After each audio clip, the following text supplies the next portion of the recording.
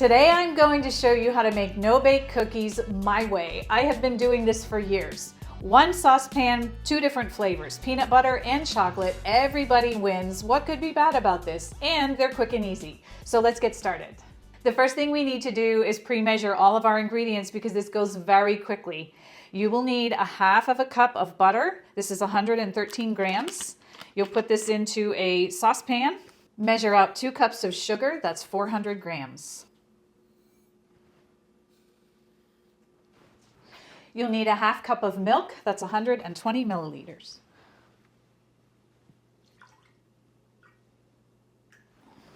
Now, before we put this onto the cooktop, we need to have all of our other ingredients ready. You'll need to measure out 1 cup of peanut butter, that's 264 grams.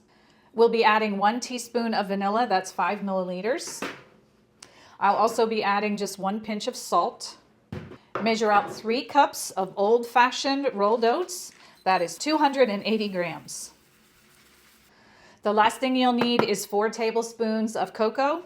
That is 24 grams. First, give your mixture a stir. The sugar, the milk, the butter, just give them a quick stir before you put them on. Place your saucepan on medium heat. I'm adding 1 pinch of salt in just for a little bit of variance of flavor. While we're waiting for this to come to a boil, the butter is beginning to melt. I just want to explain a couple things that you'll need to have ready also. You'll need either parchment paper or wax paper. Have it nearby. I have mine right behind me so I can just grab it.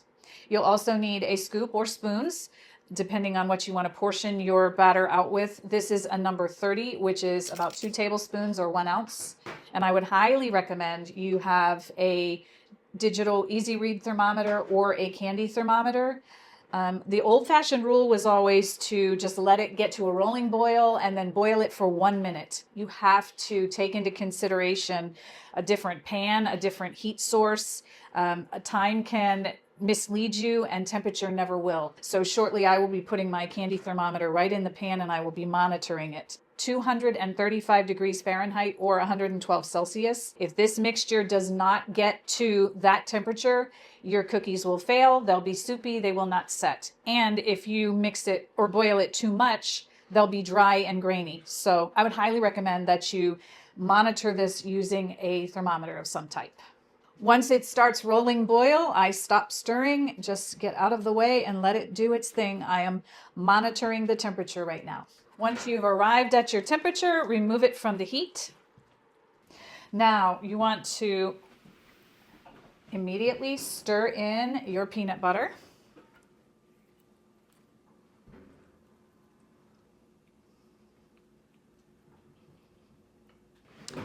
Add your vanilla. Give that a quick stir. And then we'll stir in our oats. I am using old-fashioned rolled oats. Quick oats absorb moisture way too quickly and they can become mushy. And so I use old-fashioned rolled oats because I like the structure that it maintains, and then you get that nice chew when you bite into the cookie. Once you have your oats all stirred in and everything's nice and smooth, just start scooping them. They'll be soft at first. And this is where everybody gets what they want. We have some peanut butter, and then we'll add the chocolate in.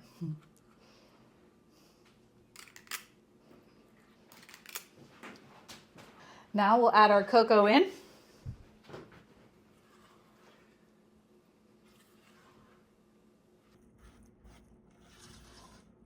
And then we scoop the chocolate ones.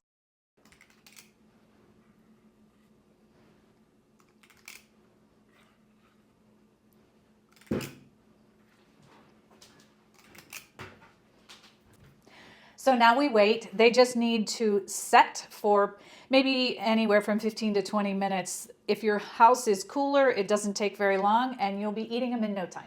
So our cookies are set. They're quick, they're easy. 1 saucepan, 2 flavors. What's not to like about them?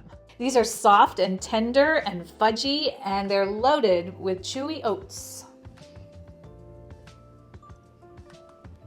This is absolutely delicious. And in case you're wondering, chocolate's my favorite. Peanut butter is second. These are creamy, tender, an amazing peanut butter flavor. You got to try this recipe. And if you love cookies, check out my cookie playlist. I look forward to baking with you again.